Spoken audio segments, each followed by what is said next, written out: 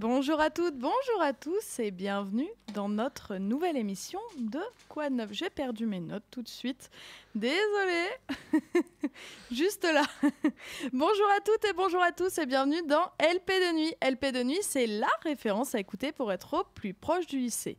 Vous retrouverez ici nos internes et leurs chroniques pour le plus grand plaisir de vos oreilles. Et n'hésitez pas à nous retrouver en ligne sur le site de Delta FM ou bien sur notre page YouTube. Je bafouille, c'est le début. Pour cette dernière émission, une majorité de notre équipe est toujours en révision pour le bac ou bien en train d'attendre fiévreusement les résultats Parcoursup qui tombent ce soir. Nous sommes donc en compagnie de Léandro pour voyager au travers des étoiles depuis son siège, de Gabriel avec un voyage jusqu'en Asie et enfin de Néo qui nous emmène en Deux-Sèvres ce soir. Et maintenant que je vous ai présenté notre équipe de chroniqueurs pro, il est l'heure de lancer le générique.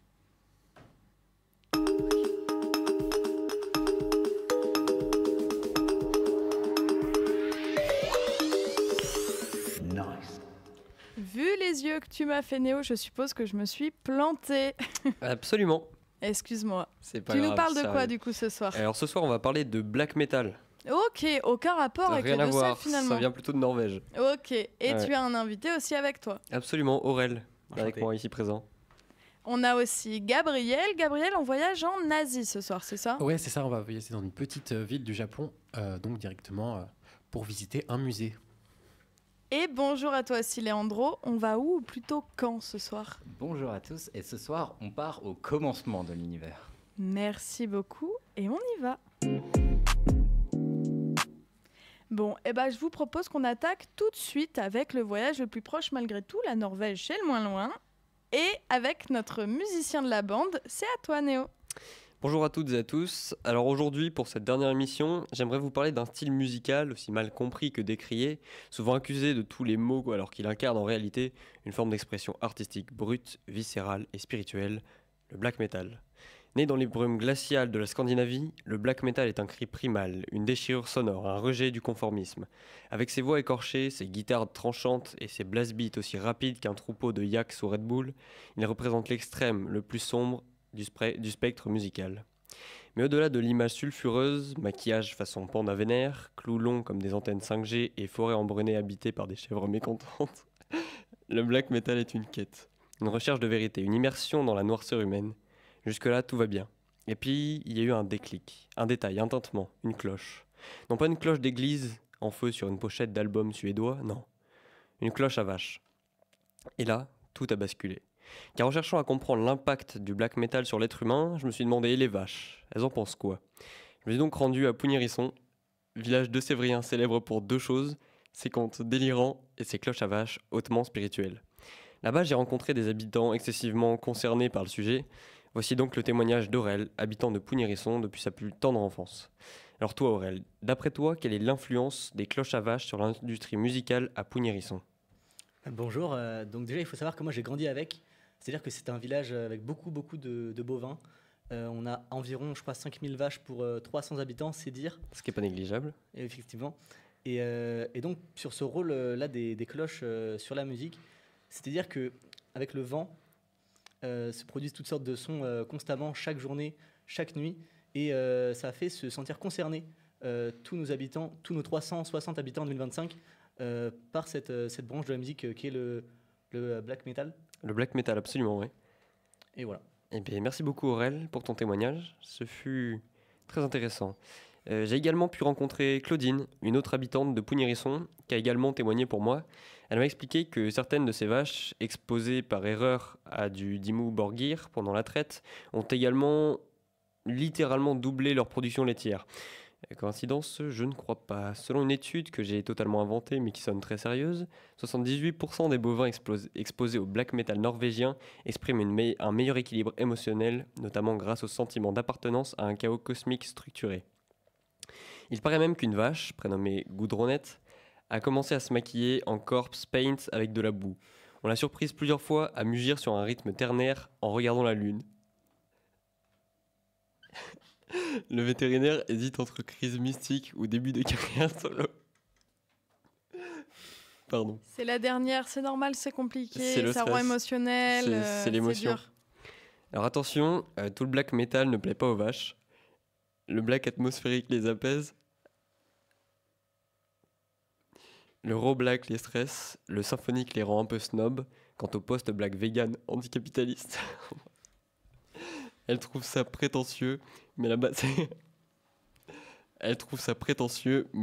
est sympa. Alors voilà, ce devrait être une chronique sérieuse sur le black metal, mais quelque part, entre double et pédale et chant de luzerne, j'ai découvert l'univers fascinant de la vache mélomane. Et je me dis qu'au fond, si une vache peut apprécier l'intensité d'un riff norvégien, alors peut-être que le métal est bien plus universel qu'on ne l'imagine. Peut-être qu'un jour au Hellfest, on aura un enclos VIP pour ruminants. Peut-être qu'une cloche à vache accordée deviendra une nouvelle tendance noise avant-gardiste. Et peut-être que Goudronnet sortira enfin son premier EP solo. Merci à vous, merci aux vaches. Et n'oubliez pas, dans le métal comme dans la vie, il faut savoir quand secouer la tête et quand écouter les vaches, donner leur avis. Afin de finir en beauté, je vous laisse en compagnie d'une magnifique chanson de black metal, La Vache de Rikun et musique maestro. C'était La Vache de Rikun. Merci beaucoup pour ce choix de musique audacieux. Avec plaisir. Et juste avant qu'on enchaîne, peut-être, Aurel, tu avais l'air d'avoir envie d'intervenir en tant qu'habitant et représentant de Pougne-Hérisson. Exactement. En fait, en tant que citoyen, j'avais un conseil à adresser à tous nos chers auditeurs. Je vous conseille sincèrement de faire écouter de la musique à vos bovins. Alors là, dit comme ça peut sonner un petit peu surprenant, mais on a constaté chez nous que ça avait vraiment un effet positif. C'est-à-dire qu'on fait écouter via des enceintes murales dans les prairies en fait, où se trouvent nos vaches, et ça a augmenté la productivité largement. C'est un simple conseil, n'hésitez pas, vous générerez plus de lait et elles seront plus productives. Pougne-Hérisson, grande ville avant-gardiste. Exactement. Et je vous propose qu'on écoute un peu pas de vraie musique, mais peut-être une musique d'un autre style.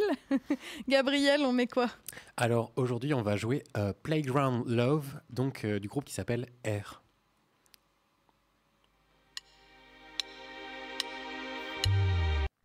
Merci beaucoup, Gabriel. Est-ce que tu peux nous rappeler ce qu'on vient d'écouter ? Alors on vient d'écouter Playground Love du groupe qui s'appelle R. On part un peu plus loin, juste quelques kilomètres de Pougne-Hérisson, un poil après la Norvège, puisqu'on va jusqu'au Japon pour découvrir un super bâtiment. Vas-y, toujours à toi, Gabriel.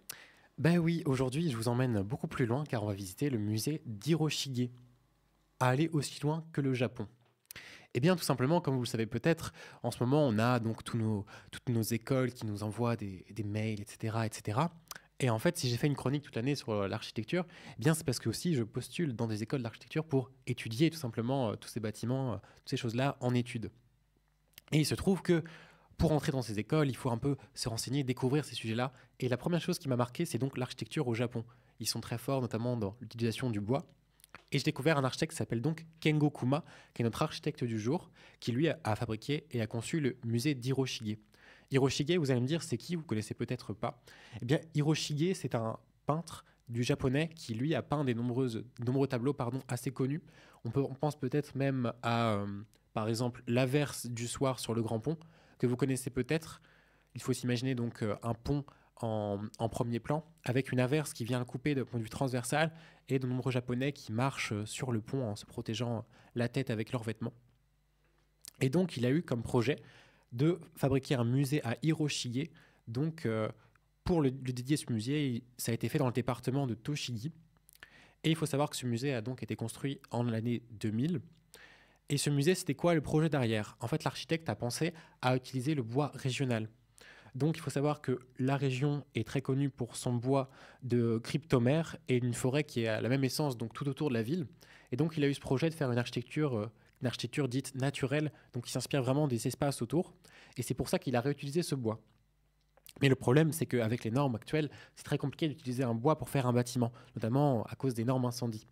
Et donc, ça a été un vrai défi pour lui de vouloir transmettre cette idée de Hiroshige, donc du bois traditionnel, de ce Japon traditionnel, tout en alliant avec les problèmes modernes des normes, etc. Donc, qu'est-ce qu'il a fait ? Il a eu la chance de rencontrer un habitant qui lui a proposé une technique qui n'avait pas été développée dans des laboratoires. C'était une technique en fait qui consistait à mettre directement un liquide sur le bois pour le rendre inifugé, enfin qui résiste au feu, quoi. Et il se trouve que il avait jamais essayé, et il a fait ce pari-là d'essayer en laboratoire. Et si jamais ça marchait pas, il devait complètement revoir tout son modèle.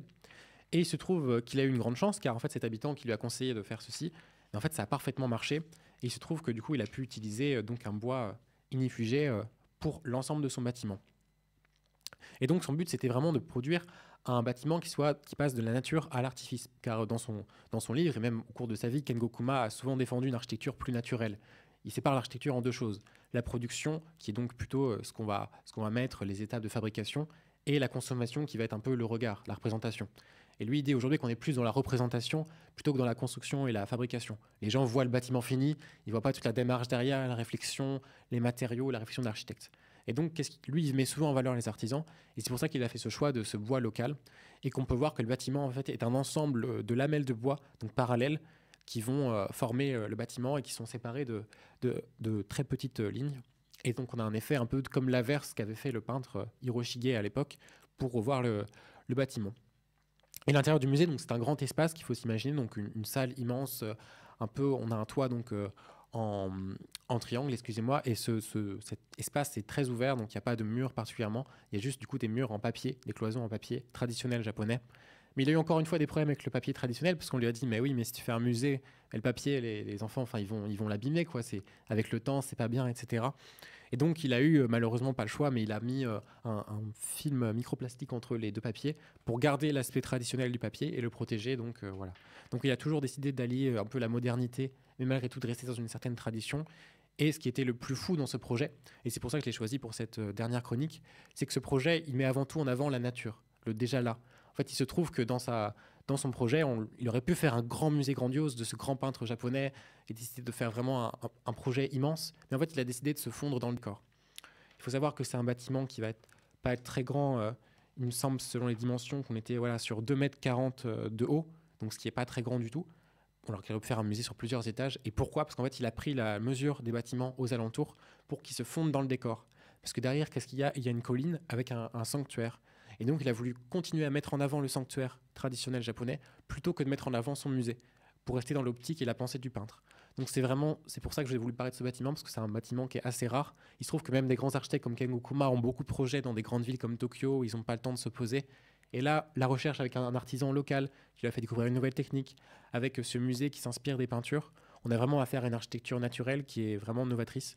Et c'est pour ça aussi que je vous conseille ce livre, L'architecture naturelle de Kengo Kuma, qui en fait où il présente ses différents projets et qui est vraiment très enrichissant, je trouve, pour repenser un peu nos différents bâtiments à l'avenir. Voilà. Merci de m'avoir écouté tout au long de l'année. C'était Gabriel. Merci beaucoup, Gabriel.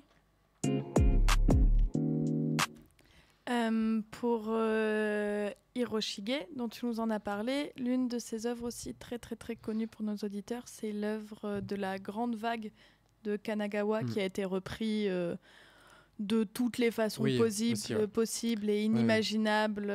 Donc si vous voulez vous faire un peu une idée de ce que vous pourrez retrouver dans ce musée, vous pourrez retrouver tout ça. Merci encore une fois.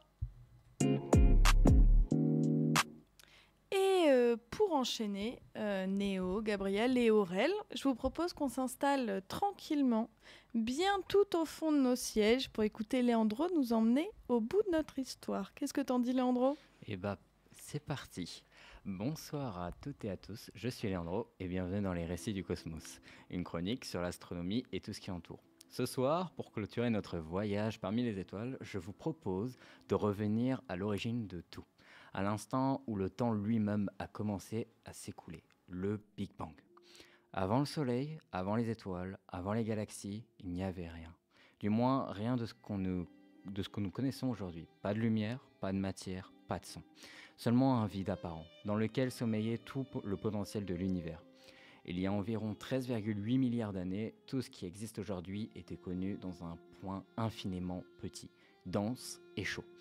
Ce n'est pas une explosion comme on pourrait l'imaginer, mais plutôt une expansion soudaine et violente de l'espace lui-même. En une fraction de seconde, ce minuscule point s'est mis à grandir à une vitesse vertigineuse, donnant naissance à l'espace, au temps, à la matière, à l'énergie. C'est l'instant zéro de notre réalité. Tout ce que nous voyons aujourd'hui, et même ce que nous ne voyons pas, en est issu. dans les toutes premières minutes, l'univers est un bouillonnement d'énergie et de particules élémentaires. Des protons, des neutrons, des électrons. Puis, peu à peu, ces éléments s'assemblent pour former les premiers noyaux d'hydrogène et d'hélium. C'est la nucléosynthèse primordiale. L'univers continue ensuite de se dilater, de se refroidir. Il faudra attendre 380 000 ans pour que les électrons se combinent avec les noyaux et forment des atomes. La lumière, jusqu'à la piéger, peut enfin circuler librement. C'est ce qu'on appelle la recombinaison. Cette lumière, nous pouvons encore la détecter aujourd'hui. On l'appelle le fond diffus cosmologique, une sorte d'écho lumineux, vestige fossile de ce tout premier souffle d'existence. Des millions d'années passent, les premiers nuages d'hydrogène s'effondrent sur eux-mêmes sous l'effet de la gravité, donnant naissance aux premières étoiles. Ces étoiles, à leur tour, fusionnent des éléments légers pour en créer de plus lourds, carbone, oxygène, fer. Et quand elles meurent dans d'immenses explosions, elles éparpillent ces éléments dans le cosmos. Ainsi naissent les galaxies, les nébuleuses, les systèmes solaires. Notre Soleil, dont nous avons parlé la dernière fois, n'est qu'une étoile parmi tant d'autres, née bien après ce début tumultueux. Mais ce Big Bang, ce n'est pas seulement une théorie, c'est une histoire que l'univers nous raconte à travers ses vestiges, ses cicatrices et ses lois. Et pourtant, il reste encore des mystères, de grandes questions non résolues. Par exemple, de quoi est composée la majeure partie de l'univers ? Car la matière que nous voyons, les étoiles, les planètes, les êtres vivants, ne représentent qu'une infime partie de la totalité. Le reste serait composé de matière noire et d'énergie noire, deux énigmes encore non élucidées. La matière noire, qui n'est pas la même chose qu'un trou noir, ne brille pas, ne réfléchit pas la lumière, mais agit par sa gravité. Nous savons qu'elle est là, sans vraiment savoir ce qu'elle est. Les civilisations anciennes, bien qu'elles n'aient pas eu accès à notre savoir scientifique, pressentaient déjà une origine. Chez les hindous, l'univers naît du souffle du dieu Brahma. Les Mayas croyaient que le monde avait connu plusieurs créations et destructions. Les Grecs parlaient du chaos originel, d'où tout est sorti. Dans la mythologie nordique, c'est du vide glacé et de la chaleur naissante que jaillit le premier être vivant. Les Dogons du Mali, quant à eux, racontaient l'histoire d'une étoile invisible appelée Potolo, ancêtre de tout. Toutes ces visions sont des tentatives humaines de comprendre ce que la science commence à révéler, que l'univers a une histoire, un commencement, une trajectoire. Au-delà des chiffres, des données et des observations, le Big Bang nous invite à une réflexion bien plus vaste, celle de notre place dans l'univers. Ce moment originel bouleverse nos idées sur le temps, l'espace et même sur le sens de notre existence. Jusqu'il y a peu, beaucoup imaginaient un cosmos immuable, éternel, sans commencement ni fin. Le Big Bang a fait voler en éclats cette vision. Il nous rappelle que tout ce que nous connaissons, les galaxies, les étoiles, la Terre, la vie, a une naissance, un début précis dans le temps. Cela donne une dimension unique à notre réalité. Nous sommes des témoins d'un événement unique, l'émergence du temps lui-même. Cette idée questionne aussi notre rapport au temps et à l'éphémère. Nous sommes des êtres éphémères dans un univers en expansion, qui s'étire et se transforme sans cesse. Chaque instant est précieux, car il fait partie d'une histoire qui a commencé il y a des milliards d'années et qui, peut-être, continue au-delà de ce que nous pouvons imaginer sur le plan philosophique. Le Big Bang pousse à la contemplation et à l'humilité. Nous ne sommes pas au centre d'un univers figé autour de nous, mais une infime partie d'un tout immense, en perpétuel devenir. Pourtant, paradoxalement, nous sommes aussi le cosmos qui s'observe lui-même, grâce à la conscience et à la curiosité humaine. Enfin, cette origine cosmique donne aussi une source d'émerveillement et d'espoir. Elle rappelle que malgré notre petitesse, nous participons à une aventure gigantesque, celle de la vie dans l'univers. Chaque étoile, chaque atome de notre corps porte en lui cette histoire profonde. Et cette histoire, c'est la nôtre aussi. Et si nous nous tournons vers l'avenir, ce Big Bang n'est pas une fin, mais un début. L'univers continue de s'étendre, les galaxies s'éloignent les unes des autres, emportées par le tissu cosmique en mouvement. Peut-être un jour ralentira-t-il, peut-être s'effondrera-t-il, peut-être grandira-t-il pour toujours. Nous l'ignorons encore. Mais ce que nous savons, c'est que chaque atome de notre corps vient d'une étoile, que ces étoiles viennent, elles aussi, du Big Bang. Et en un sens, nous sommes faits de poussière d'étoiles et de souffle originel. Alors, la prochaine fois que vous regarderez le ciel, souvenez-vous que tout ce que vous voyez, tout ce que vous êtes, est né d'une étincelle primordiale, une explosion de lumière et de potentiel, il y a bien longtemps, et que dans chaque battement de cœur, il y a encore un écho du Big Bang. Et n'oubliez pas qu'une journée sans rire est une journée de perdu, alors souriez. C'était Leandro, merci de nous avoir suivis tout au long de cette émission. À une prochaine, enfin je l'espère, pour plus de récits du cosmos.